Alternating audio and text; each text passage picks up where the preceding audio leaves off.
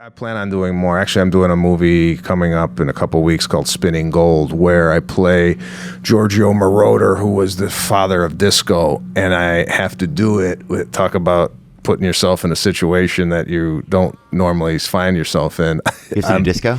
No, that I could do.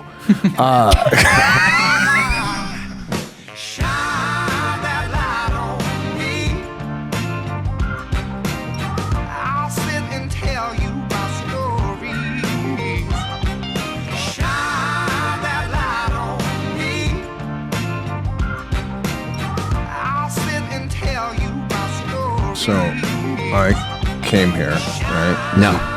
Yeah, I just got it. Yeah, you did. Yeah, now. So yeah, you win this round. I notice, and this is probably the Italian in me. Uh-huh. I don't like that you got your name outside on the wall. Yeah. I think it should be nondescript. Yeah. Don't you? Oh, think? because Like, kind of some psychotic come by and then this is where he podcasts out of. You know, kind of like a little under the radar. No, that's a good idea actually. I think also because there's a lot of mental health in this building, so it's like, I think they're all gonna get one of those freaking brain hamsters relapses, and next thing you know, they come nibbling through the door. The first guy they go after. But that's the Italian in you, man. Right? You guys do hide and go seek like every day. It's like almost 24 hours a day. That's right. No one ever knows where we're at. Yeah, you know, you got a hiding. sign out there. Yeah, might as well be a neon. Yeah. So but this is a nice spot you got here, and I like the mural. And we were talking about this before that. And I know I'm not in the podcast mafia, but I do have a podcast. It's been with Pete Corielli. Yeah, for 5 years. It's really popular. Popular enough not to make the wall. So do you sometimes, does it feel like that podcasting is like, what does podcasting feel like to you? Does it feel a little like goofy kind of or something? Because you're really like an entertainer. So does podcasting feel like a little bit, like it's not really my bag sometimes? Or do you have any thoughts like that on it? Well, I like it, and I like doing podcasts not as often as maybe a lot of you guys. I notice like there's a lot of you guys that are in your like the Schwabs, the Callens, the Kreischers, the Seguras, and Rogan. It's like it's like a little family you guys got, which is cool. And you guys go on each other's podcasts and what have you. But my podcast is not really guest driven. It's just two guys kind of talking about their personal and private lives, which is that a no-no in the podcast world? It reminded me. No. That's a yes, I think. I got to listen to more episodes. What's it called? Called the Pete and Sebastian Show, and we get on for an hour a week, and it started about 5.5, 6 years ago. Pete lived here in Los Angeles and then subsequently moved out to Fredonia, New York, and we do the podcast through Sirius XM, and it's only an audio podcast. It's not video, and we have fun with it. But guys like yourself have really had an abundance of success doing the podcasting, and it's great. It's a great way, for what, us underlings? Like, what are you telling us? No, for the Italian Steve Martin over here has come down from the Steve Martino.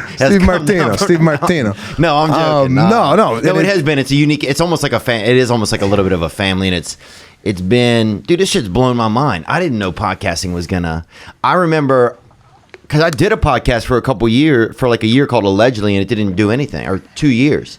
We had like celebrity guests, and I didn't really like it. What was your tipping point? Where did you take off on this? I went on Rogan's one time, and I was just like, man, people just want to hear people talk about stuff. And it kind of gave me just a different perception of what podcasting was. And so then I just started in my kitchen, and it was just kind of like, I'm just going to talk about stuff that's going on, And sometimes it's struggle, sometimes it's not. I can imagine yours probably has more recipes in it. I could see that. There's a recipe or two. There's a lot of recipes, actually. But yeah, we have fun with it. It's a really, really good podcast. It's just I wish it would reach a broader audience. We don't really put a lot of time and energy into it because it's just he's there, I'm here. Right. So and you got a big life going on now. Well, yeah, I mean, I have a family and whatnot. Not that there's an excuse not to have a podcast, but dude, I hope my father one day leaves me for a podcast. Imagine how sad the stories are going to be for our children. Yeah, my dad was never home. He was in Encino recording. He never took me to ballet class because he was in Podcastville. Bro, that's going to be a lot of kids' stories, though. It is. No, but you do a good job, man. I mean, you should really be proud of yourself and look at where it's taken you. You've gotten a huge audience now on the road and here now, and you're getting all these movie parts and whatnot. So you're you fit right in here. It's been fun. Yeah, it has been fun, man. It's been, it's funny. Like Joey Diaz called me this morning. What's good? And you guys look up to him, I know. And so he called me this morning. He's like, "What's good, cocksucker?" So yeah, you talk to a lot of like comedians off the podcast. He calls like once a week. Oh yeah, yeah. He's just like that, and he's always got for him everything is three things. It's destination, a sandwich, and something to read. Every time he tells you information, he's like, "Dude, here's what you do. You're in Buffalo, you go 2 blocks down there, you're going to smell a guy, right? Don't look at him, all right? To the left, you're going to see a sandwich shop. Looks like it's out of business. You fucking go in there, right? You order a Reuben, ask for 4 extra inches of meat, crack open a copy of Catcher in the Rye, and you're fucking tremendous, son. Every time, no matter where you are. He's like, "Oh, you're in Tampa. Go until you can't fucking see anything, right? Turn around 3 times. There's going to be a lady there with a fucking, a couple of loose veal, You grab one of those bitches, man. You open a copy of Time magazine from 1979. Nobody can fuck with you." He always has like boom, boom, boom. Specifics. Yeah, very specific, no matter where you are. But he commented, he just did a Sopranos movie. Yeah, that's what he was telling me at the Comedy Store. I talked to him a couple of weeks ago. He said he just got off the Sopranos thing. So, and you have a movie. Yeah, a movie coming out called The Irishman with De Niro, Pacino, and Pesci. It's a gangster film. Well, hold on. Say their names again, bro, and let's say them. Let's say them like us underlings can still say them. Okay. So who De Niro? Larry De Niro. Larry De Niro, Pete Pesci, and Frank Scorsese. Who's Pete Pesci, bro? He's out there pretending he's a thug. Hey, wow, man. So yeah, it's coming out. We don't know when, but sometime this year. But the trailer dropped a couple weeks ago, and I was really excited about it. It was the first time I really saw any footage from the movie, and I got goosebumps. It's gonna be pretty special. Damn. So I play Crazy Joe Gallo, and I'm actually in the trailer, falling out of the window. So it's exciting. We're looking forward to it. Crazy, man. And I saw the Green Book that you did. Yeah, Green Book won the Oscar this year, and very fortunate to land some of these roles that are like dream roles for like a lot of actors work 25 years to get in movies like this, and the comedy has allowed me to open the doors for other opportunity, and the Green Book was one of those where I'm working the first day with Viggo Mortensen, and he slapped me in the scene, and then after they yelled cut, yeah, it's like a nice little slap. Yeah. And he goes, "Is that okay? Can I do that?" And I'm like, "Hey, you want to lay me out? Lay me out." I'm up for anything. So yeah, it was exciting. So there's exciting things going on. I got a little baby boy that we just had 8 weeks ago. So building the family. And is it hard to Is it hard to does it almost feel like hard to be present sometimes? I mean, it's a lot going on in your life. Yeah, there's a lot of thinking. There's a lot of, sometimes I'm not in whatever I'm in. I might be thinking about other things, which I like to be present and available. Yeah. But sometimes your plate is really full, and it's just hard not to think about what's going on. I worry a lot of fear in taking some of the projects I take, just Really? because. Well, I'm doing this VMAs in 2 weeks, right? I'm hosting. Oh the yeah, I VMAs. heard about that, and honestly, my first thought was like, "What the fuck, dude? That's crazy." Well, it's a challenge for me because it's not my audience. I mean, it skews younger. Yeah. My audience is typically 30 to 60. Yeah, jag-offs, dude. You know what I'm saying, bro? Jag-offs with cufflinks. I know who your audience is, man. It's getting hot in Podcastville, bro. Getting hot. I'm joking, man. You have a huge audience that gets good entertainment, so that's who you have. Yeah. But you're worried that? Well, I mean, it's first of all, I mean, you all know as a comedian, when you do comedy at a musical event, that sometimes it could be difficult to connect with the crowd just because they're listening to music, and then you come on and you have to kind of segue in, do a joke here or there. So it's But you're hosting it, right? Yeah, I'm hosting it. That's crazy. Now you never would have thought that you'd be hosting the VMAs. No, it wasn't on my vision board. Dude, yeah. So. Do you have a vision Bro, board? that's crazy. Do you write shit down? I do have a vision board, actually, and I want a black son one day. I have 2 black kids on my vision board. You want 2 black kids? Yeah. Okay. So people always, I don't tell people that often because they don't see it the way I see it, How do you see it? I see it as these are going to be my son. These are going to be my sons one day. Okay. And I think other people see like, oh, a guy from the South has a couple of black guys on a vision board. I think they kind of get they're looking at it different. So if I went to your house and looked at the vision board, you got two black kids up there? Yeah, dude. Look, they're happy, and one of them has a school book under his arm. Those are my sons, man. Okay. And no matter who my sons are, or what color, what tent they come in, they're going to be, hopefully they're going to be reading decently and doing good stuff, But, dude, that's crazy. You're going to be hosting the VMAs. You have to be a little nervous, huh? I'm a lot nervous. I wouldn't be living if I'm not really feeling this stuff. So, the music skewing younger. Never hosted anything before. But Damn, that's crazy. And you got to write the comedy for the night. And my comedy generally is tested at the Comedy Store and whatnot. So the monologue that I'm opening up with, I've been working on, but haven't really tested it in front of a live audience, which I will, moving forward this week and next. But yeah, it's a daunting task. But So you're going to talk about celebrities and stuff, and you have to kind of. I mean, MTV's turned it. It's basically just Rob Dyrdek 24 hours a day. I think. I feel like it's just that show ridiculousness. Yeah, there's a lot of that, but my style's not ripping people to shreds. My style's a little bit more. I'm going to tailor the comedy to what I do on stage and kind of fit it into the environment rather than go on stage and go, well, Drake's here tonight. I don't. It's not really what I do. So right. Oh wow, that's cool though, because that's I think when I heard about it, I was like, oh man, if Sebastian's going to do that, it's just different. It's just different than him. That would to me, it would seem so scary. It's frightening. But it's good. It's a good frightening. I believe that if you don't challenge yourself in this business, and we've talked offline about this, getting a little, maybe your momentum is not there or your passion is not there, maybe in certain different things. I feel that, the challenge is where you kind of get the passion back and or putting yourself in situations that you typically wouldn't put yourself in to, overcome and succeed. So, doing that. This is definitely one of those. That's wild.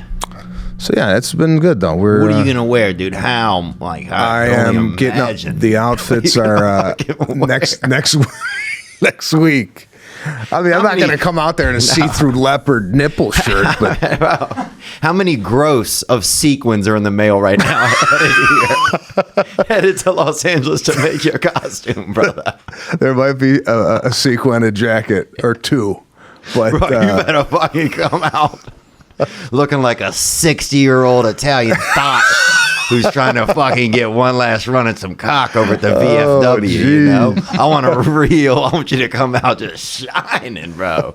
There's going to be a lot of, I think I'm maybe one of the oldest hosts they've ever had. At least maybe the only host they've ever had with gray hair. Oh, that's good. Definitely. Yeah. So. And you might be one of the only hosts who's being honest about their age as well. Yeah. So who knows? 46 years old. doing the VMAs. So yeah, that's going to be exciting. Damn, bro, that's so crazy, man. It's crazy. Is it strange to feel sometimes that that's your life? Like, isn't it sometimes, even with me, just like in the past year, just things getting busier and people coming out, it's like, it's crazy how quick you adapt to it, kind of. And then sometimes I don't feel embarrassed that it's my life or something. I mean, I'm grateful, but I just feel, it's almost like my life, the reality of some of my life sometimes makes me a little bit nervous, if that makes any sense. What are you nervous about? Just like, I guess just like, feels like there's a bigger expectation than you're able to fulfill just as like a human person. You know, it's almost like you get bigger than you are as a person in some, or I fear of some of that or something. I don't know if that makes any sense or not. You know? Yeah, I mean, I guess in a way, I mean, for myself, yeah, I just like to live a normal life. I don't like to like feel like I have to be doing something else. Put it this way, the gym I work out at, I don't have an office. Right. I just have a home, and I work out of the home. Right. But it's getting a little crazy now at the house. With 2 children, With 2 kids. It's hard to work. It's hard to do anything.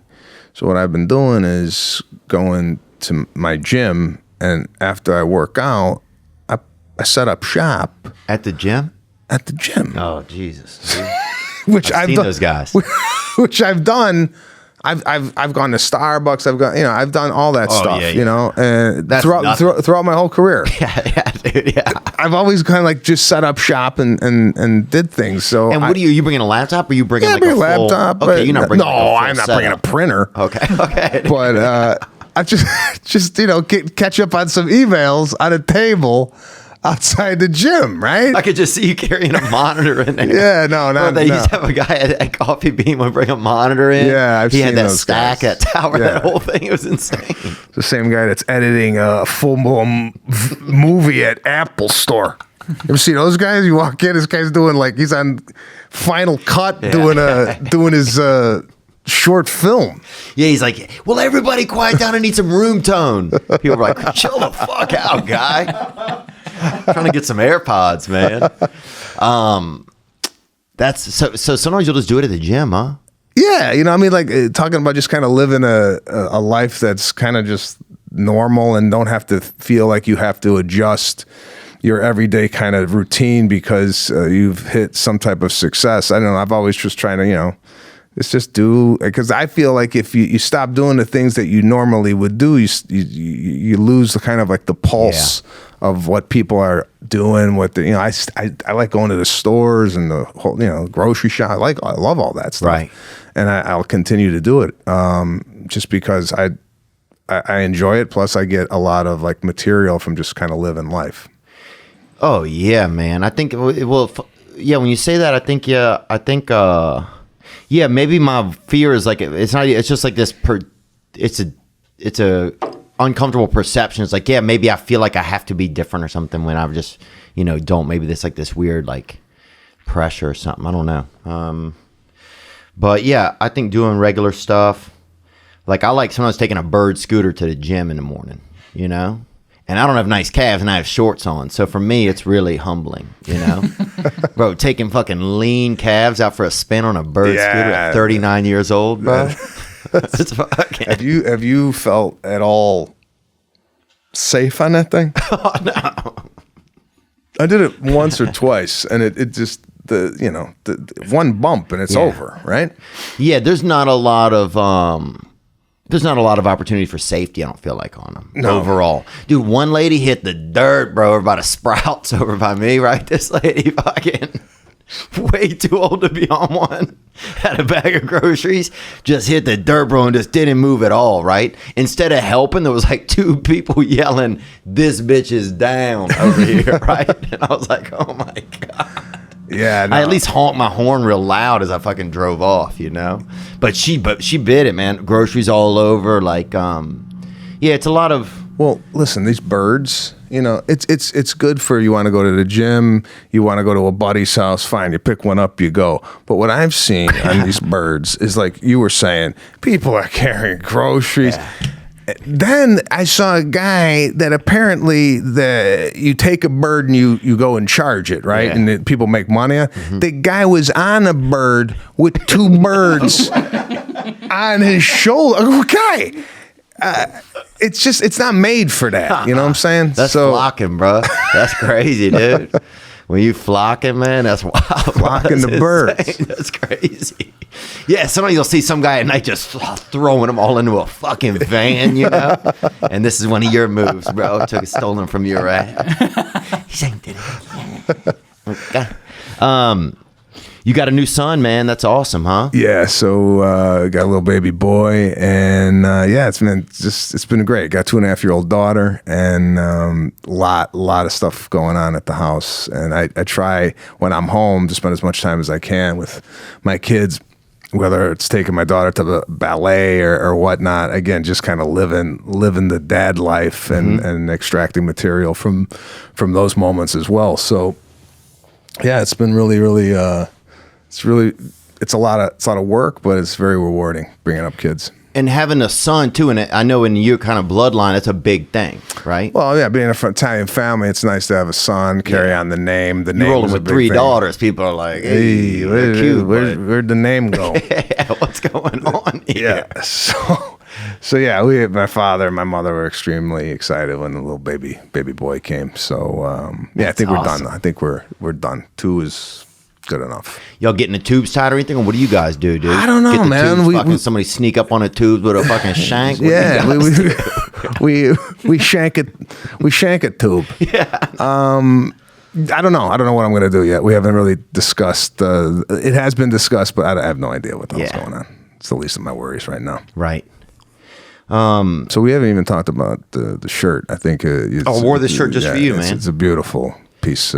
It's a beautiful garment. Well, I remember you said that, if you ever had a different job, it would be like a concierge or something. That's right. So I could just see you.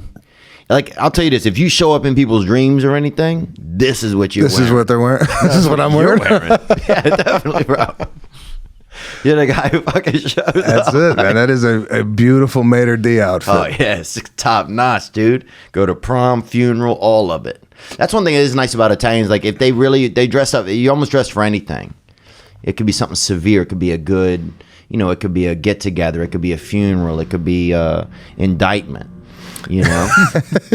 all the above. Yeah, it's like they dress for they're well dressed. Well, I won best dressed in high school. Did you really? Yeah, senior year I took. I actually there was a tie between me and another guy. I should have took it home though, but I was really actually upset that I had to share the award with the guy.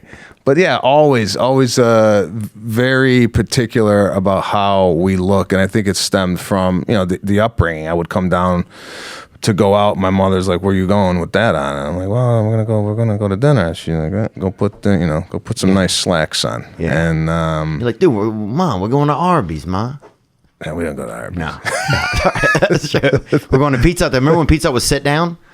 That's not sit down anymore? No. It merged with Baskin Robbins, dude. Fucking, bro, some of them, you go in there, it's just some Muppet just gives you a scoop of fucking pepperoni, bro. And somebody pulls a gun in the distance, bro. That place is going downhill. You can't sit down and eat there anymore? You can, bro. But you can, but you're not going to be fucking looked at well. It's very small in there.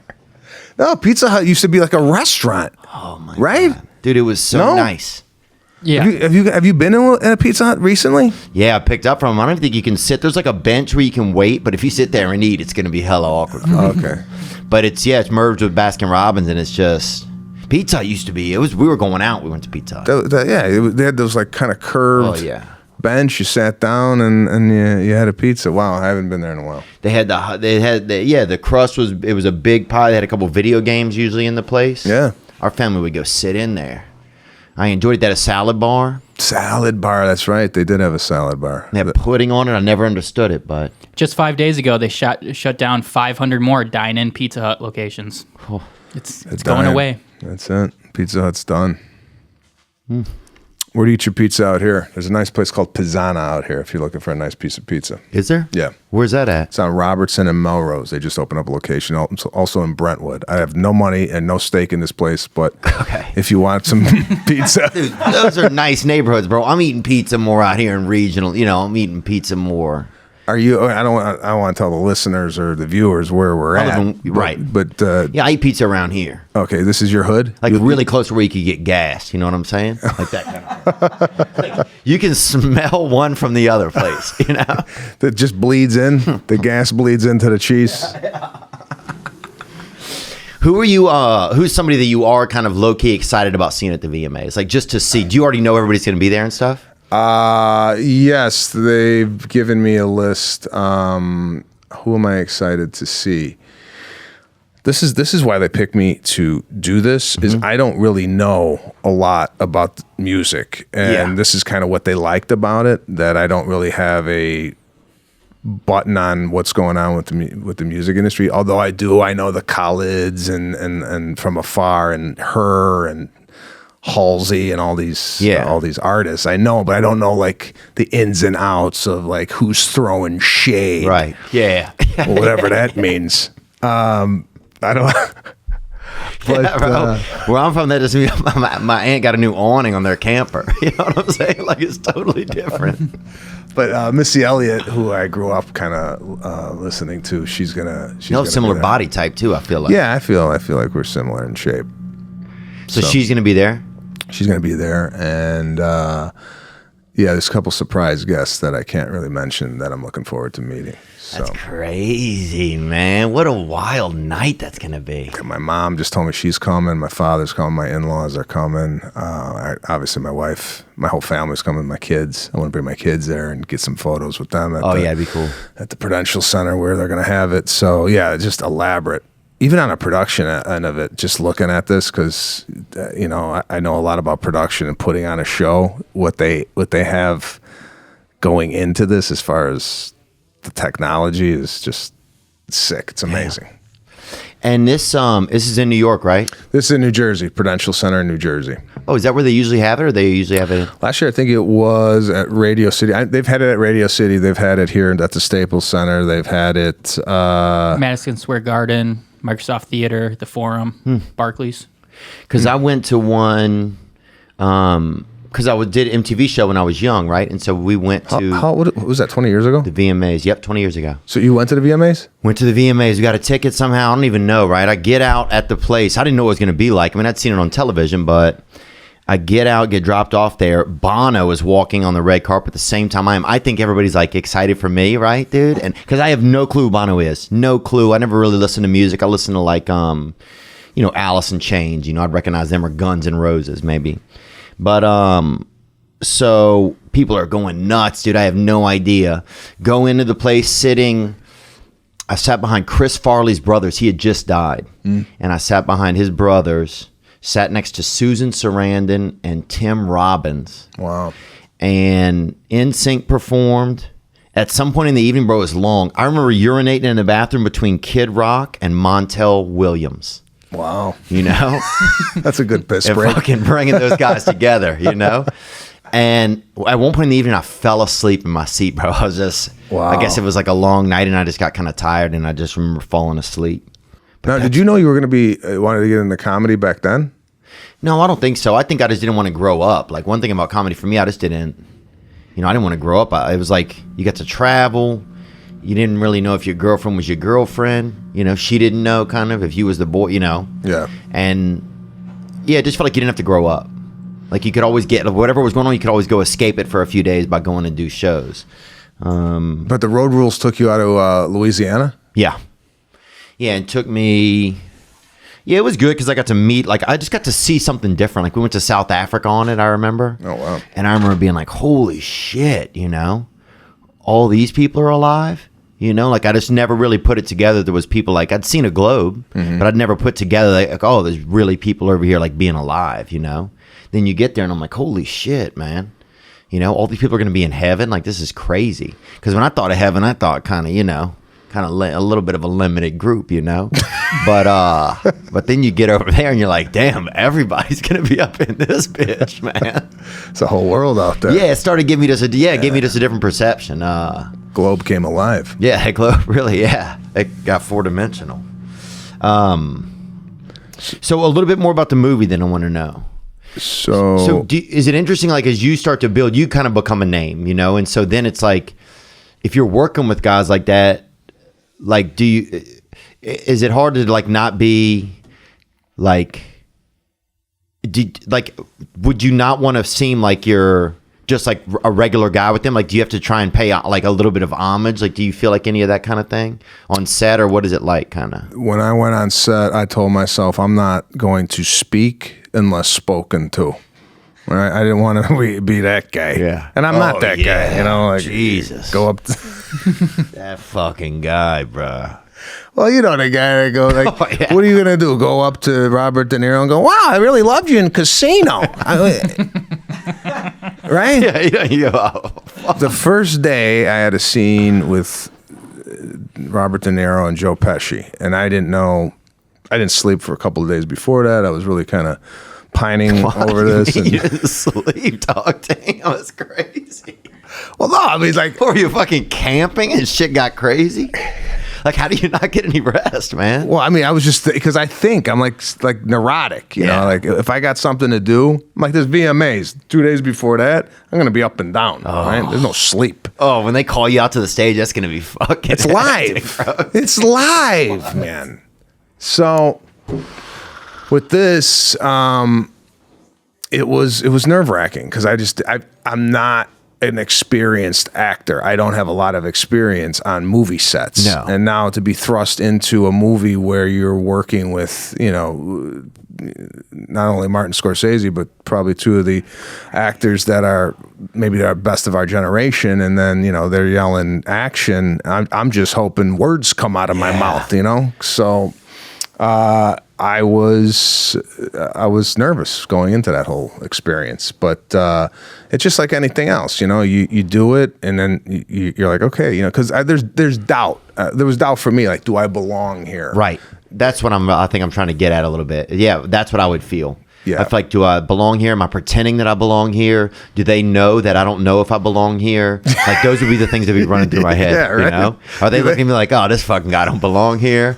Or are they just looking at me like a regular person and all the doubt is just inside of me? You know, that's what I would. That's what it is. That it's all inside. The questions you have, no one else is thinking that. Yeah. You have to think that. But you know, that's what I was thinking. I was like, am I going to get on set and De Niro's going to go, this is who we hired? Yeah.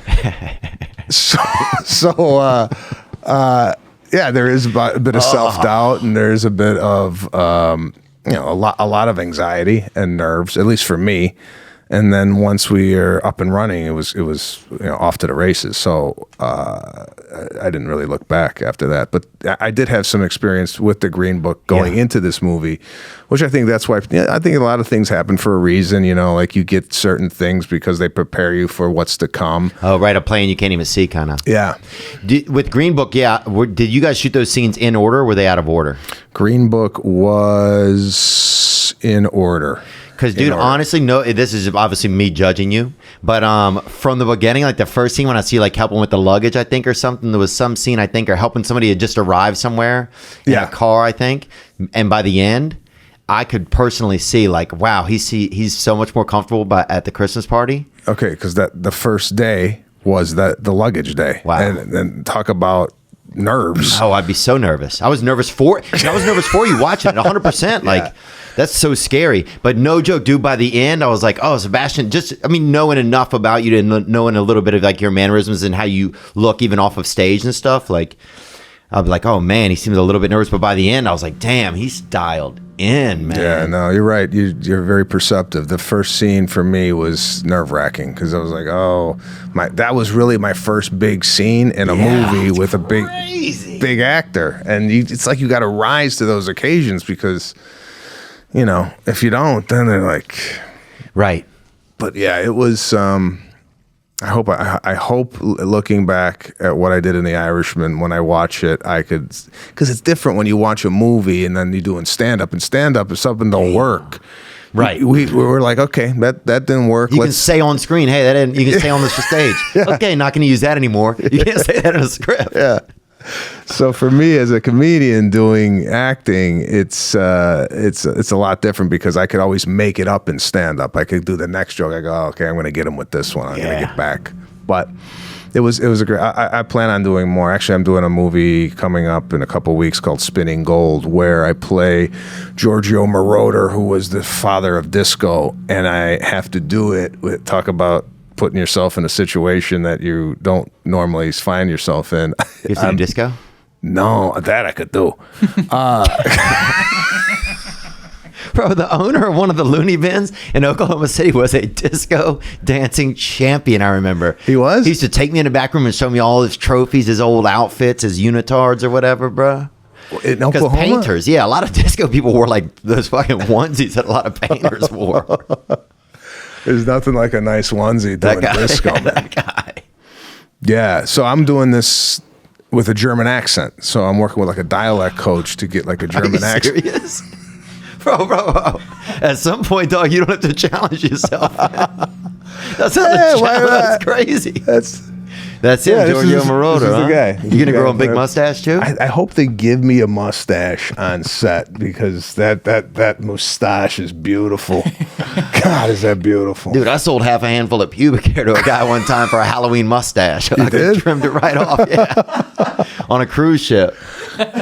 True story. We needed hair, bro, and this guy was limited, dudes, and I was fucking carrying at the time, so I fucking trimmed him off a couple edges, Like- and he used honey to fucking put it right up above his lips. Your stories, and I don't know if you feel this way, guys, but your stories are so off the beaten path. I often go, is he making this shit up? Yeah. Or did that really happen? Yeah. So that happened? Oh, yeah. Oh, yeah, it happened, dude. Trading pubic hair for small money, bro. You're hating pubic hair. I mean, I never even heard of that. Like, when I listen to that, I go, well, that's made up, right? But This guy's named Patricio from Brazil, actually. And I still follow him. He's a big Formula One racing fan, but yeah, man. dude, that dude danced like a motherfucker with somebody else's fucking pubic hair above his lip. okay, He's a champion too. This guy was also a really cool guy. but you're on a cruise. Yeah. And this is a buddy of yours? It's Halloween, yeah. And he needs hair for his lip. Yeah. And you shave your pubic hair off to give to him, which he puts on with honey. Yeah. I trim a decent amount. I didn't fucking shave anything, bro. Yeah, but You know what I'm saying? how's that thought even come into your head? Go like, bro, hold on, let me start shaving my pubes off. Look, I was thinking, well, I love my hair, man. You know, even though I feel like it's getting scarce some these days, and I've been hatting a little, but yeah, I love my hair, and I just knew that I didn't want to give any of that up at the time. But I was like, I got this, second batch of hair going on, bro. That it ain't. I don't know if it's the A team, but I got a fucking B team down here. I'll sell you a fucking quarter ounce of it. So you sold it to him? Yep, $40 on a cruise ship. And a ticket for a wine, because you got tickets at night to see how much wine, and you could get like 2 wines or something. They had a, it's kind of like a Cuba or something, or like a system where you get a voucher kind of thing. I didn't know there was a dollar amount on pubes. There is now, bro. Things are changing, dude. Especially with all. What was I going to ask you about, man?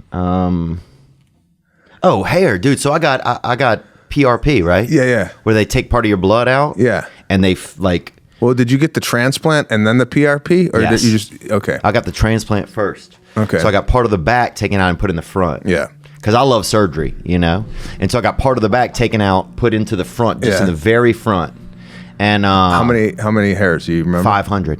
500? Yeah. That's not many. That's. I mean, I don't really see. I mean, obviously, that's a nice hairline, man. Yeah, I don't know, man. I don't know what the hell you were worried about. I had it done. Yeah. And because I needed it. I mean, you look like you got a mop. You're Really fine. look good, man. You got Italian hair, bro. Well, yeah. Well, they brought it. I think I did 2,000. Oh, nice, huh? 2,000. Damn. But I don't do the PRP. I don't do that. But you're seeing significant growth. I don't know if I am. That's the problem. Here's the trick. who fucking knows if No, it works? that's what I'm saying. Like, how do you look and go, wow, this is getting thicker? Nothing. I mean, Well, that was the thing. Even with the hairs, it's like, I don't know. They say they put them in, and they put it all the way. They cut it all the way down to the root, so they're not just putting the full hair in. They put just the little seed, right? Is that the experience you had? yeah. Well, they take it out and they take from the root, Yes. and then they plop it into your head. Yeah. Now, do you know that they could take? Because I go, can you take other people's hair and put it in your head? And they said, no, it won't take. Yeah. But the second place they take it from, if you don't have any in the back, is underneath your neck right here. They'll take these hairs out. And they Really? Yeah. What psycho would get that, bro? What fucking cannibal would take out his own neck hair and get it put in the top of his head, bro? It's available, bro. It's available. What pervert is running around with his neck hair? Hey, you got some guy with fucking pubic hair on his lip, and you're worried about neck hair? We're all making money on the high seas, bucko, okay? But dude, that's crazy though. I would just feel so fucking gentle out there. I'd be way too gentle, I feel like. That hair is scary. Neck hair? That's too much, man. No. So this PRP is what is that? They prick your head with blood? Yeah. They take blood out of your arm, and I had a slow drip or something. I don't know if it was, apparently it wasn't really that time of the month in my arm, because, dude, it took them fucking 20 minutes. They're both sitting there. At one point, the guy's looking at shit on his phone, bro. Oh, God. While they're like, well, it's good, but it's just coming out real slow. Which is way scary, bro. Like I'm down to half a quart or something, So they finally got it, and they put it in some machine that spins it, and I guess gets like the best blood you have. Yeah. Because people don't realize a lot of their blood is just B, C team. There's a lot of fucking miscreants running around in there, you know? Some cells are just waiting for a fucking greyhound, you know what I'm saying? They ain't doing shit. But you got an A team in there that's really kind of doing most of the work. So they get those and then inject them into certain parts back in your head. And you had the process done, what, once a month or? It's supposed to be annually, and I just had it done annual because it's been about a year since I had the surgery. So I think it's been good, though. It's definitely it was interesting, I thought. And I was glad I did it. It made me feel kind of proactive. But I also get way inferior about how I look, and so it's like, sometimes I do anyway. Comedy's actually helped me with that a little bit. What, your appearance? Yeah, because it's just like, oh, this is how I fucking look at this point, It's like, and also I think if you're too handsome, I don't know if you can be a good comedian. It would just be, I don't think a real handsome guy could be a real it would be harder for them to do it. I couldn't imagine if I was like a real handsome guy. Like I'm an 8 if I brush my teeth, right? I'm a fucking 8. You won't see me in 9ville. You fucking might see me hanging around the 7s. Well, I mean, eight is pretty high up on the handsome meter. If you right? I think everybody can be an 8 if they take care of themselves. I don't think 8 is Really? 8 is a B, right? Yeah, it's a B. 8's a B, yeah. So a B is pretty damn handsome. I'm talking, C minus. That's what we're talking about, comedians, right? Yeah, I guess that's true. Maybe. Yeah, maybe I need to do something to myself. Maybe I need to maybe you're better looking than you think you are.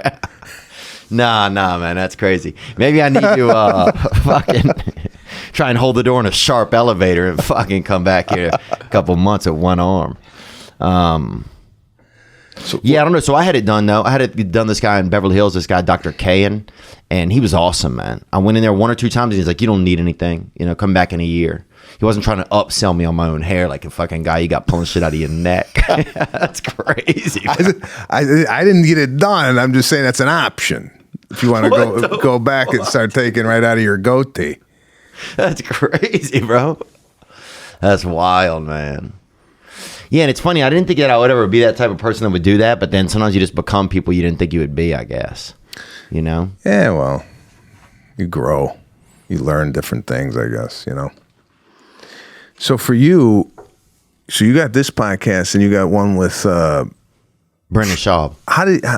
Tell me in the podcast world, how does that come about? Do you guys get together and go, yeah, we should do another? How many of these things you got going right now? There's a lot, right? Yeah. What one are we on now? What's this? This is the weekend, right? Yeah, but there's another one that you have. Yeah, King and the Sting. Okay, but then there's another one that you just talk to the camera by yourself. That's this past weekend, but on the Monday episode, and so that just comes out on Monday. This one comes out on Thursday. So how many of these things you doing a week?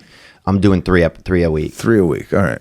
So it's pretty. That's part of the thing that sometimes has burnt me out a little bit is going on the road, and then you get in Sunday, and then have to come here that night and do an episode, and then Tuesday do one with Brendan, Wednesday come in here and do a guest episode. So we're gonna scale back a little bit, I think. Not do as many. We got Amanda Knox coming in next week. Oh yeah, this is Foxy Noxy, dude. Yeah. It's so funny. I told you that the other night, and you're like, what are you going to ask her about? And that was the first time it hit me like, I don't know. That's a great idea. Well, do you come into these things with a prepared, or is it just kind of we're just going to wing it? Or, I mean, on the way over, are you in your head going with Amanda Knox, okay, I'm going to ask her this, or do you just take your jacket off, put your hat on and go, okay, we're talking? Yeah. Yeah, I think that's it. I'm going to ask her, let me see. I was going to ask her about the media and stuff and how much she thinks it controls everything. Does she think that the truth even matters a lot of times? And then... All right, so there's some thought that's going into this. Yes, yeah, so there's a little bit of thought into it. And then she has a husband now. And then I was going to, ask her what she looks for in a man. And if she thinks how many guys tried to hook up with her just because maybe she'd killed somebody or allegedly, And then what else? That's probably about it. Sorry to interrupt the episode here with the host of the VMAs. That's so crazy, bro. Can't even believe that. But I got to let you know that if you don't have a skill, then what are you doing? Think about somebody that doesn't have a skill. Hitchhiker. Someone that's missing. That's it. Skillshare is an online learning community for creators with more than 25,000 classes in design, business, and more. You'll discover countless ways to fuel your curiosity, creativity, and career. If you're not doing something and you want to be doing something, the only way to get there is to take action. Skillshare is an easy way to do it. Don't go back to college. Don't buy a lunch pail and do all of that. You're nuts. Take classes in social media marketing, mobile photography, creative writing, or even illustration. Whether you're looking to discover a new passion, start a side hustle, or gain professional skills. These are real skills that you can use in your life. Think about your life.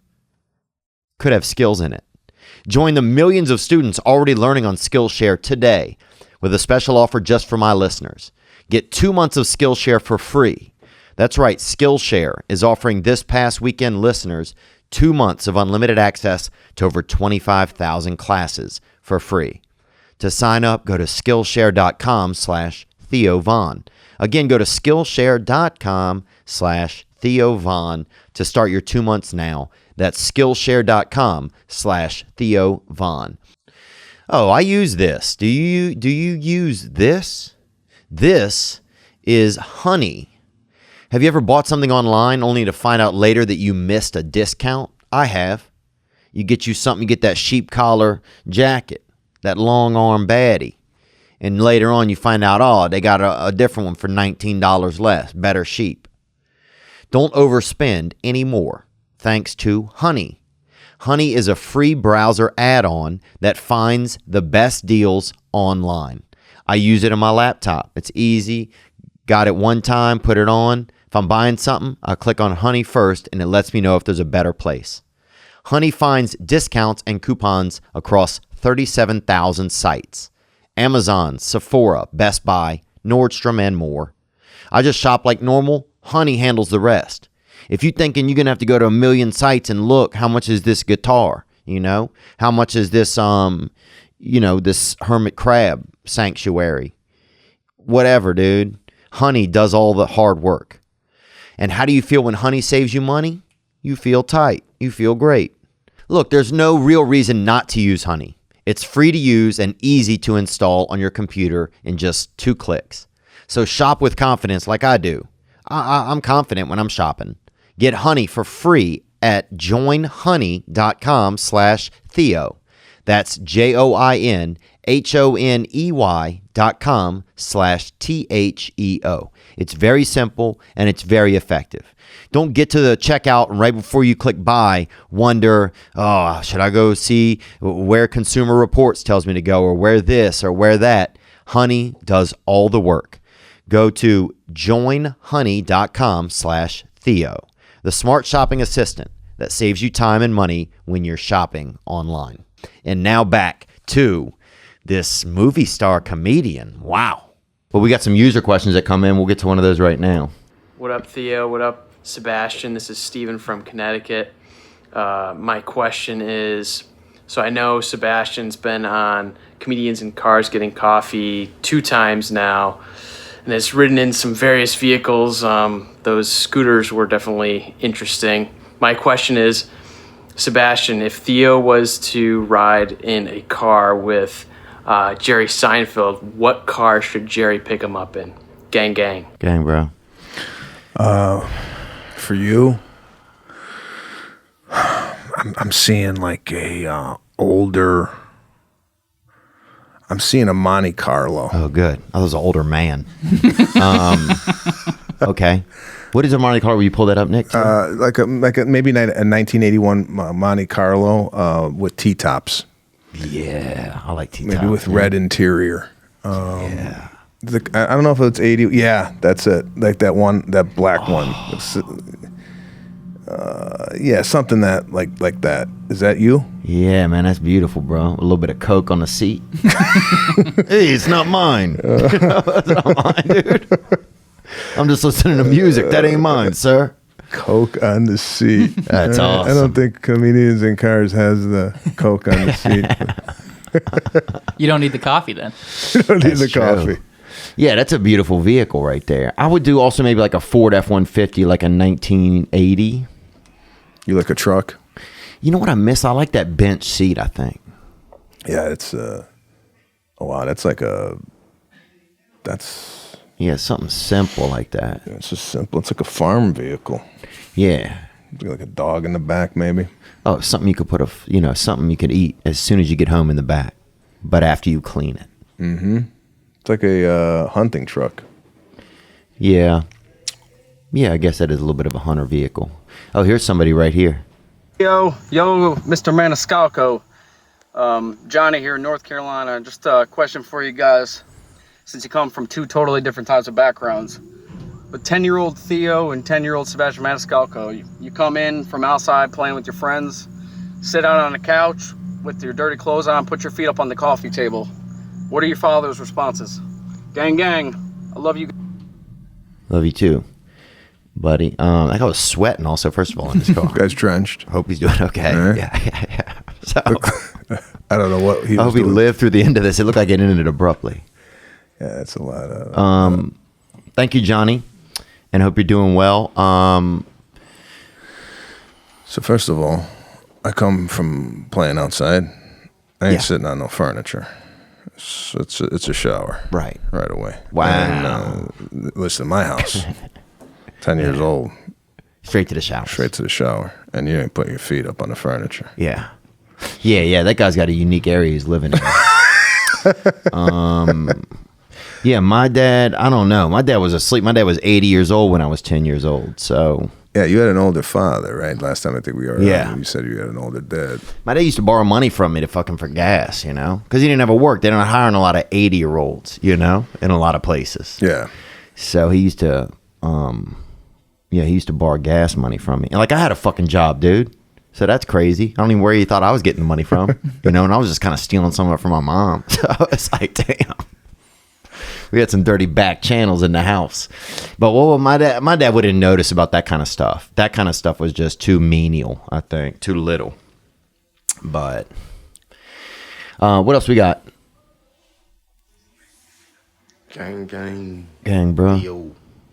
What up, dog?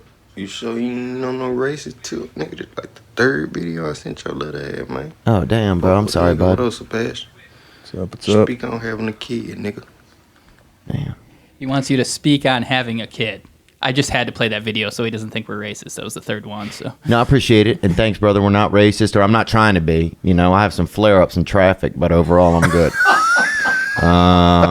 You know, I'm doing my best, man. I'm out here on the front lines of not trying to be, brother. Thank you for sending in the video. Speak on having a kid, man. Yeah. Has it changed your perception or anything a little bit of like the world? Do you look at the world any different? Well, yeah, I look at everyday life different. I mean, before, you know, you had a kid, it's just about you and your wife. And now everything is like, I told you my daughter was sick last night. So it's just the world stops. We were supposed to go see the Los Angeles Football Club play last night at the Exposition Park. Those plans are gone. You know, it's all about the kid. Thank God that team sounds miserable. Sorry, bro. I've never even heard of that shit, bro. And I'm in some fucking shady leagues. I got $2,000 going on fucking Winchester this afternoon outside of South Wales. So I'll bet on anything. Never heard of that group. Okay, it's right in our backyard. Okay. It's supposed to be an amazing experience. They're in the MLS soccer. Oh, it's league. soccer. Soccer, yeah. Okay, I was thinking of American football. No. No, like that's crazy, bro. Take your kid to the fucking Rams game, you cheapskate.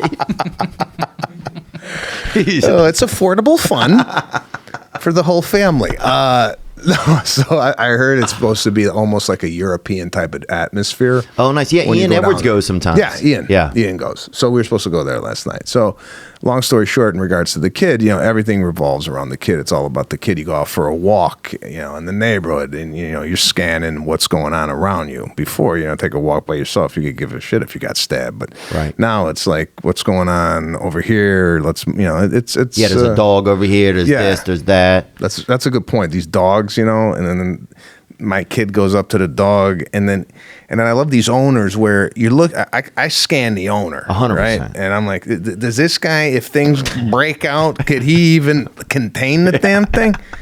So I'm doing all that 50 yards in advance. Yeah. So you're like, oh, this guy's a rat. Or if it's somebody who's like some weak kid, never goes out once a year to walk like 30 dogs to make all of his money to go back into his fucking dungeon and just get all K-holed out and just play games until he needs it, you know, till he needs to buy a pack of ramen again the next winter.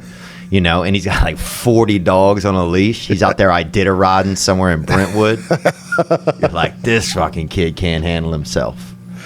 Yeah, so I guess you got to look out because the kid isn't thinking about those things. So you almost have to take part of the kid's brain. You almost have to be part of their brain, I guess, huh? Yeah, well, yeah, you are, you know, guiding this child, and it's a good metaphor through life, you know, and not only when you're walking around the block, but, you know, as they grow older, you know, giving them advice, trying to lead them down the right path. We're very big on manners and please and thank you, because I see a lot of brats out there. You know, I go to a lot of these, you know, I go to the park and I tap my wife, and look at this kid. You know, you can always see the kid that's not, you know, misbehaving. It's always got some weird booger hanging out of his nose or whatnot. And yeah, so, you know, especially how I grew up. I grew up with like a lot of like structure, you know, and I'm trying to instill that in our kids. So that's my rap on the kids. Is it hard? Do you start to worry about like being a parent and being able to be around for your kids enough with touring and stuff like that? Yeah, so my daughter's been to 23 cities already, and our son, it's going to be a little bit harder to travel with two kids, but they're coming to the VMAs. They'll come to like really large event type shows where, you know, maybe Chicago where I'm from, they'll go back there. But yeah, I cut out the whole summer to be at home, nice, and hang with the family. And again, we were talking about just having some balance, you know, and that you can't always be on the road. At least for me with a family, I need to cut out some segments in the schedule to hang with my daughter, my son, and my wife. So I make that a priority. Yeah. And it looks like you guys have fun, man. I watch a lot of your Instagram stories, and it's like, oh, you guys are having a blast. Fun, over there. bro. That's all we do at the house. It's all about fun. Yeah, there's serious moments, don't get me wrong, but my wife and I were constantly ripping each other to shreds, especially her on me. You know, there's no room. That's how I grew up, too. I mean, I got friends, like, speaking of comedians in cars, my buddy called me and said, bro, I saw you comedians car. You look old, man. What the hell? You hung over? like there's no filter. It's just that we just constantly make fun of one another, and that's You're like, yeah, I'm hungover from 40 years of my life. That's great. So keeps me grounded. What's a DM that you've got from like somebody who is like a fan or like somebody you really admired, like something nice like that? Did anything ever happen like that? Like Dennis Rodman sent me a peace sign the other day for no reason and then never wrote me back, right? This is about 2 weeks ago. So did you write him back from the peace sign? Yeah, I wrote, thanks, man. And then I asked him something like, what's going on? Do you live in LA or something? And I didn't get anything back. But it was just kind of interesting. Yeah, it's always the first DM I really got it was actually through Twitter, was about 6 or 7 years ago, and it was from JJ Watt.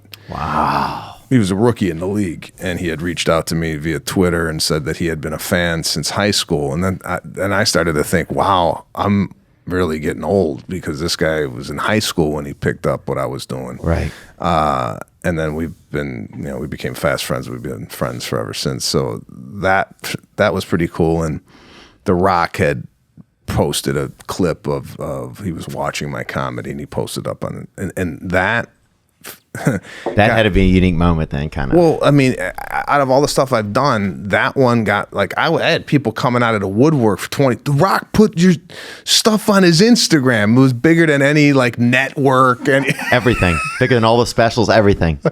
One share by The Rock. Yeah. Wow. She shared it, and I was getting like, did you see what The Rock did?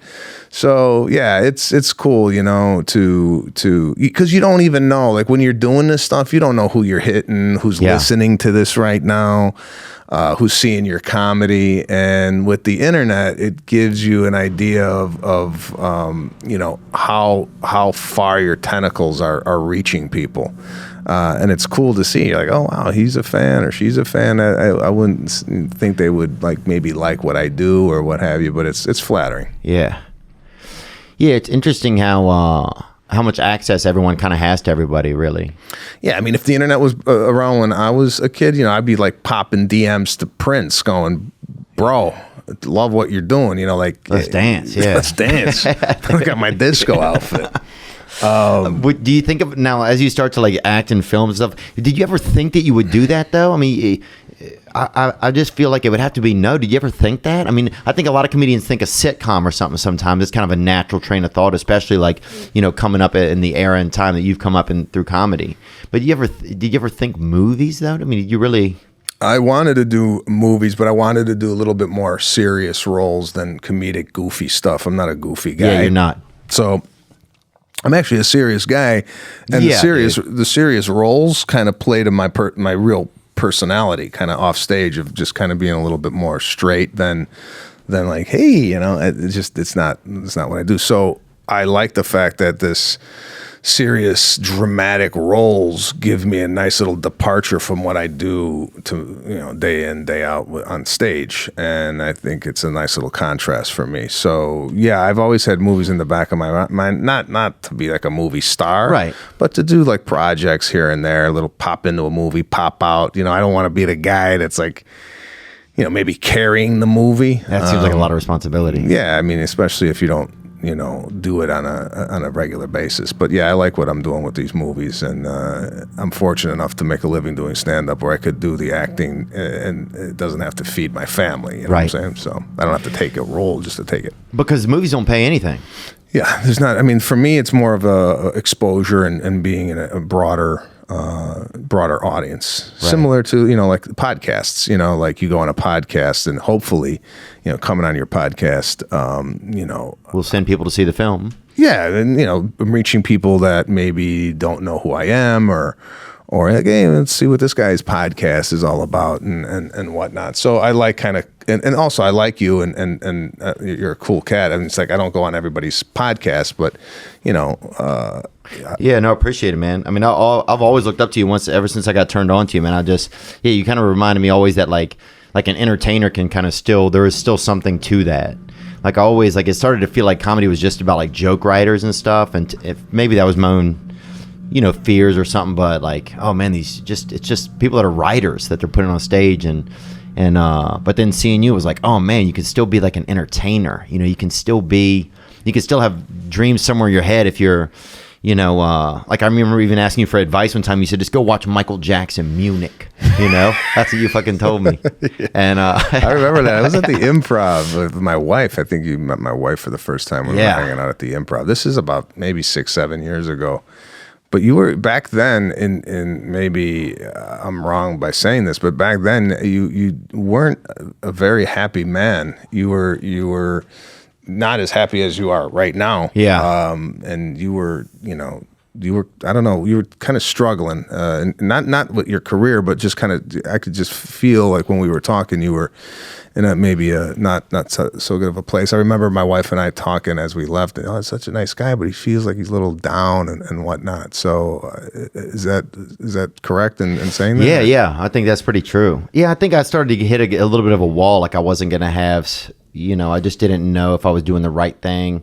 The opportunities, didn't seem like they were presenting any of themselves.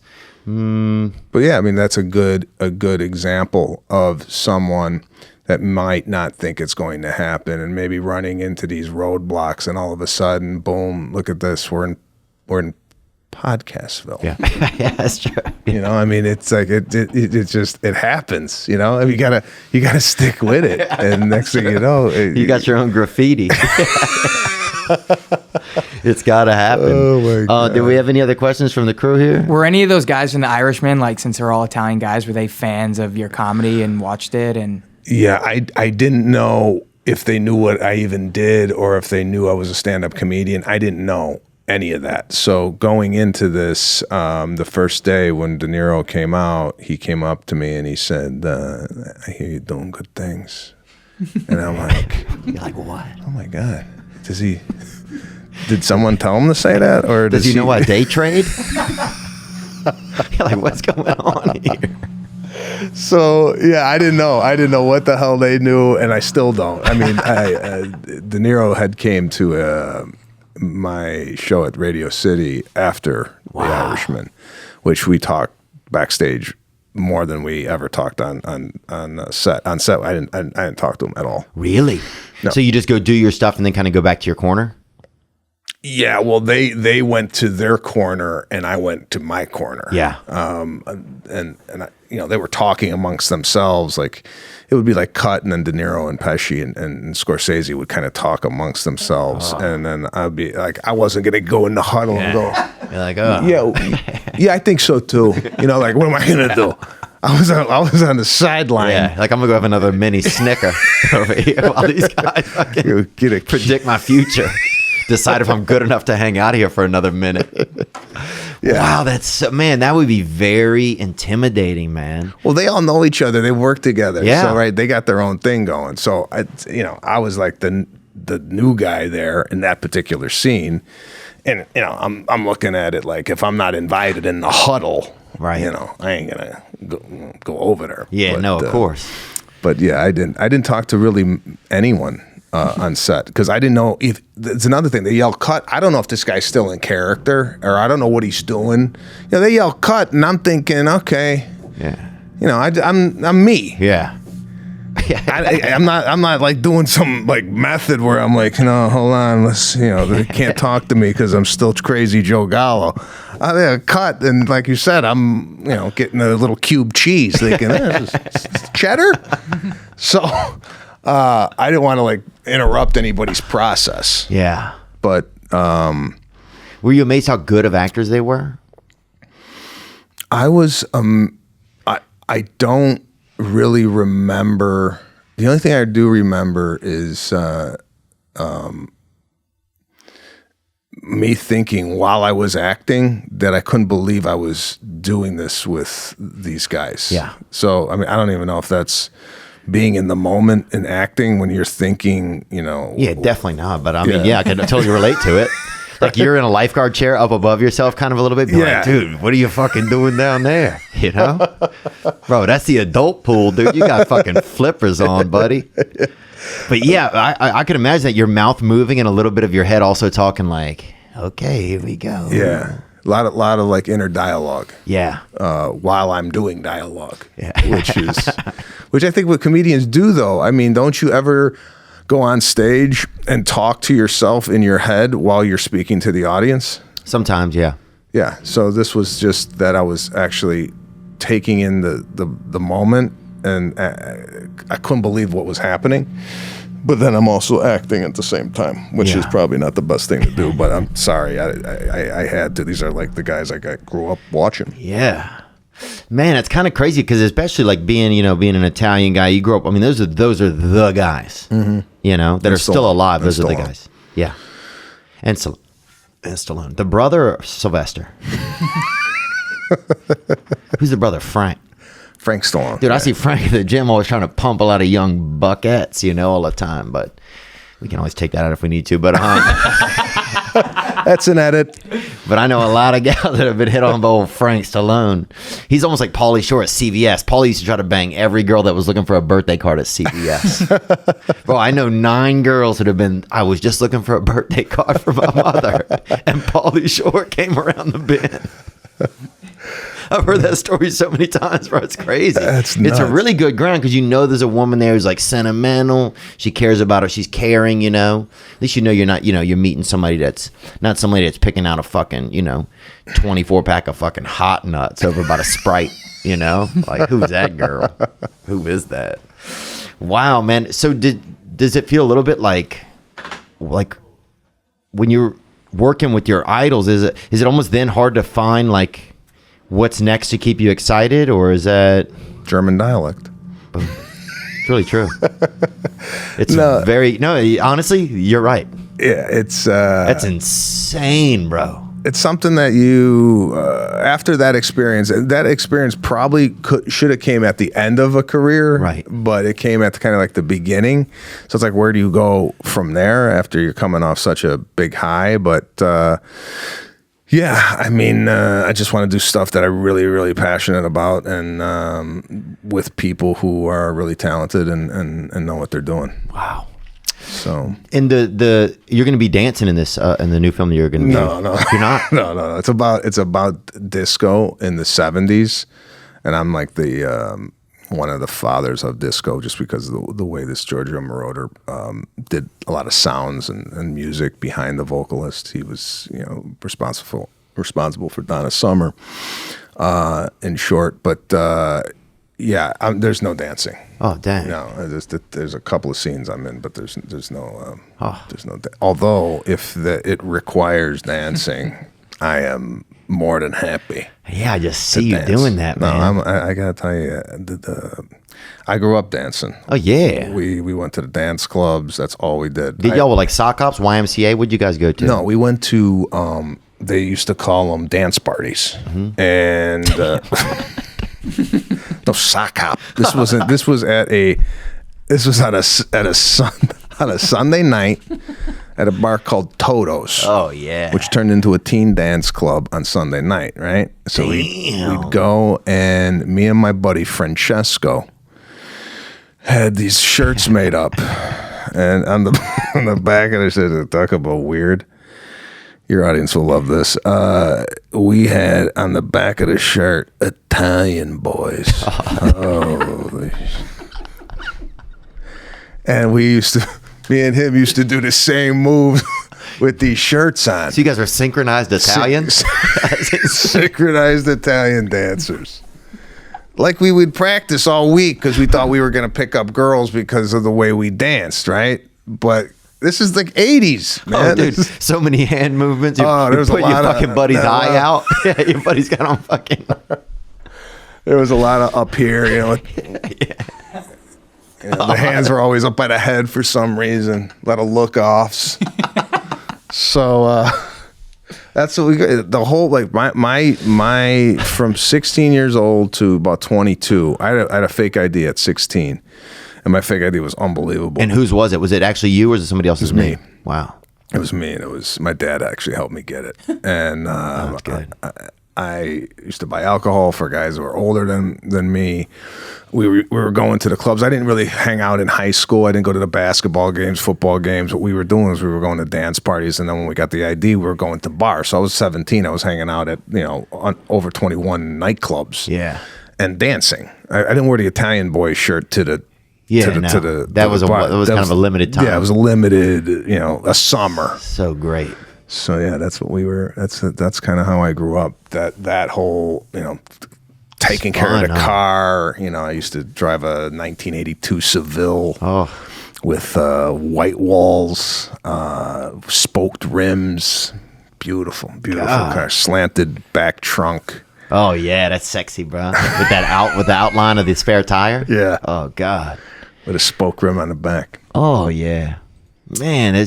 Class is different now, isn't it? It's different. Things seem a little less classy. Yeah, I think it's a lot less classy. There's like a decorum back then, at least where I grew up, that you had respect for your elders. You just, if you did something, you didn't want to embarrass your family. Yeah. Now people sue their families so they can hire a lawyer.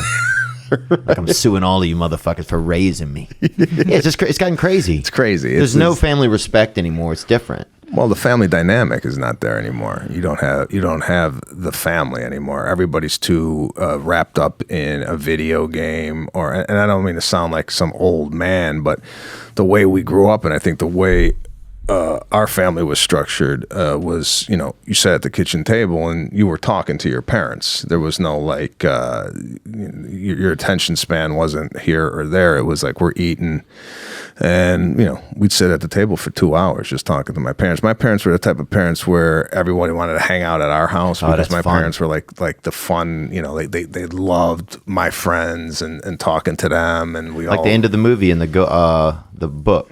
Green Book, yeah. Similar to that vibe, where everybody's around and eating kind of like food brought everybody together.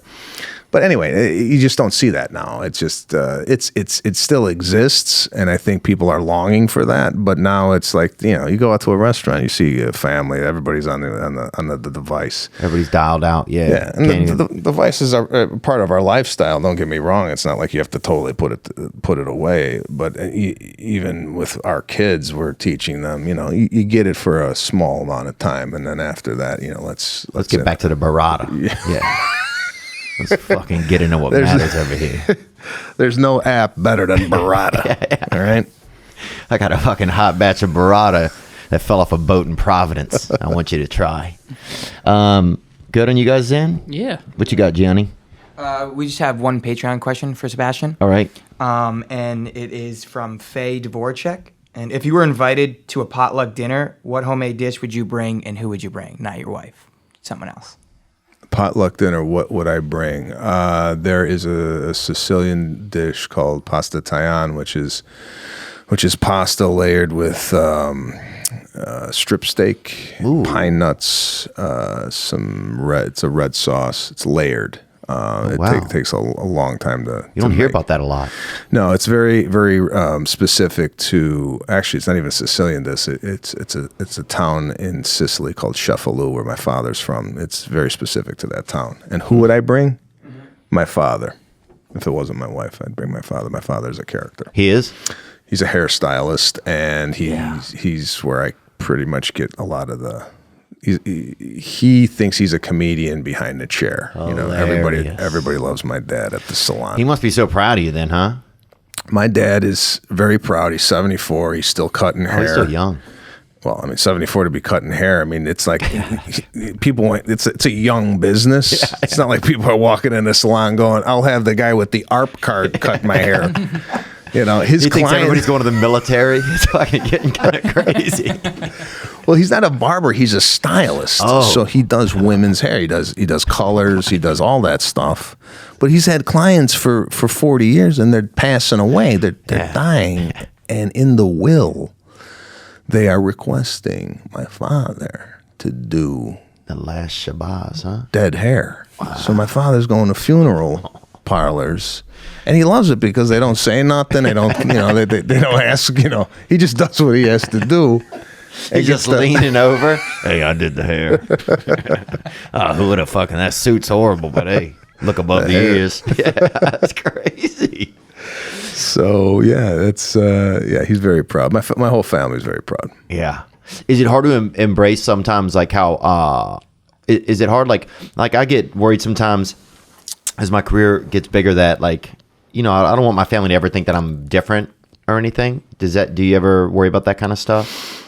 No, I mean, listen, I'm 46 years old. I've been at this for 21 years. I've been the same guy when I moved out here in 1998 that I am now, regardless of success or what has happened to me over the last 3 or 4 years. Very, very grounded coming into Los Angeles with family and friends. And no, I mean, my family is, they treat me as if, I was 21 or 24 years old when I first came out here. There's no difference. It's pretty much the same. Yeah, I think I asked you that last time too, and it was kind of a similar answer. But that's awesome, man. That's cool to hear. It's inspiring and it's insightful. Wow, man, living your dreams, dude. Living the dream, and dreams that you didn't even have, dude. The VMAs, when I first came out here, it was stand up comedy. That's all I wanted to do, just stand up comedy. I didn't, like I said, put on any goal. There's no goals. It was just to do stand-up comedy, and then whatever happened after that, it was like gravy to me. So for me to be in the position I'm in, to do all these really great things, I never take it for granted. I'm very fortunate, and I'm always wondering, like for me, the fear is to try to stay consistent and not, like whatever comes up is going to come down eventually. Right. But you kind of want to get to a certain place and really maintain, like that's why when you go to my show, I'm always trying to rewrite new material just to bring the people back, or, go on shows like this and give more of a little bit of my personality and personal side of me, so people get to know the ins and outs of who I am. So yeah, and bringing people along on your journey, it's pretty cool. I think, a lot of people they want to kind of know what it's like just from like a regular perspective, not from like something that's very canned. They want it fresh out the garden, Fresh out the garden. Yeah, you had this bit the other day. You were talking about swimming, which is great. I'm not going to talk about it because, I know that, people will be coming out to see it, but over at UCLA, that bit you were doing. Yeah, so I'm swimming. I started swimming. I'm 46 years old, and I never learned to swim before. And I'm taking swimming lessons at UCLA with an ex-Olympian who's German, actually. Crazy. Bro, learn the accent at the same time. One last thing. So you were saying, let me get this thought right. So, did you start to worry at some point that if you got married or settled down or something, that it was going to damage like your thinking process or your performance process or anything like that when it came to stand up? Early on, I thought that way. I thought, hey, I don't want anything kind of impeding my process here of like touring. I don't want a girlfriend telling me, hey, you can't go on the road because we haven't spent time together. So early on, I thought, let me just get to where I need to get to, and then, then maybe I'll find someone, settle down, have a family. I don't think I could have done what I'm doing now with kids and a wife 10 years ago, just because of the amount of time and energy it takes to put in. Like I told my agent, I said, book me wherever you can. I don't care if it's Monday through Sunday in Las Vegas, 14 shows. I'll do whatever it takes to establish an audience and whatnot. Wow. So when you got kids and a family at home, that's very difficult. I really don't know how guys do it. It's amazing when I hear like 3 kids and he's trying to get to the top. But for me, the personality I have, I'm like kind of all or nothing. So now I just think it happened organically for me when I met my wife. It kind of all fit. Right place, right time. Let's go on this journey together. We'll start having kids when we could afford it and then available for the kids. So, and early on, I definitely did not want to have a family and or a steady that would kind of keep me from where I wanted to go. Yeah. Which is kind of selfish, but... you have to be, though, a little bit, I think. You have to have a little bit of selfishness to put the time and energy it takes to get to where you need to go. There's a lot of sacrifice I think people don't really realize. Like even over the years, like I've had to miss a lot of people's weddings, like events back at home. I lost friends because I said I would be at the wedding and then I couldn't make it, because I just got a new agent and they just got me a weekend and I didn't want to lose them, there's a lot of weird sacrifice that people don't understand sometimes. Pets, come home, your fucking pet's dead, Yeah, I never had that happen, but... Are you serious, really? I never had pets. Oh, there's a whole group of us that have fucking lost animals, bro. Just because you went on the road? Bro, man. Oh my God. No, for me it was no pets, no girlfriend, no kids. And I totally relate to you when you said missing weddings. I missed a really good friend of mine's wedding back in Chicago because I just didn't have the money to go, and I had to work. I was working as a waiter, and unfortunately, I probably made the wrong decision at the time. I probably should have found a way to go, but you're right. There's a lot of sacrifice you got to make if you want to succeed. Hopefully, you don't lose friends doing it, but it's the risk you got to take. Man, best of luck, man. Thanks so much for coming on. Thank you for having me. And we'll put all of your stuff at the beginning and tell people about the film. And yeah, man, that was so cool seeing you in the Green Book, man. Well, thanks, man. It was nice to see me up on the big screen. It was I know. Pretty cool. Did you start to feel yourself like towards it, like you're like, oh, wow, I kind of got the hang of this a little bit? Yeah, I think your assessment on the acting from front to back was dead on accurate. That first scene was like I said, the first scene I'd be so nervous. I've ever done, and then as I shot that out of the cannon and got to know the director more, Peter Farrelly was the director, and here's another guy. I love his comedy movies, so it was another intimidating working with him, and I was just hoping to get it right, and then. The scenes after that, I felt a lot more at home. It's just like anything else. You go to the first day of school, you don't know what to expect. You're probably not yourself. And then after you make a friend or two, you start to kind of let down your guard. Yeah. Hopefully, when I'm moving forward, I could act when it's the first day of shooting. I could act like it's the second week of school. Right. You know what I'm saying? Yeah, a little more dialed in. Yeah. Maybe got a gun on your waist. Maybe got a knife strapped to my back. I don't know. Sebastian Maniscalco, thank you so much, man. Best of luck. We look forward to seeing you everywhere. Thank you, bro. Now I'm just floating on the breeze, and I feel I'm falling like these leaves. I must be cornerstone. Oh, but when I reach that ground, I'll share this peace of mind I found. I can feel it in my bones, but it's gonna take a little time for me to set that parking brake and let myself unwind. Shine that light on me. I'll sit and tell you my stories. Shine on me, and I will find a song. I will sing it just for you. And now I've been moving way too fast on the runaway train with a heavy load of my past. And these rails that I've been riding on, they're worn so thin that they're damn near gone. I guess that they just weren't built to last. Yeah, I'm gonna try to make sense of what I can, of where I'm going.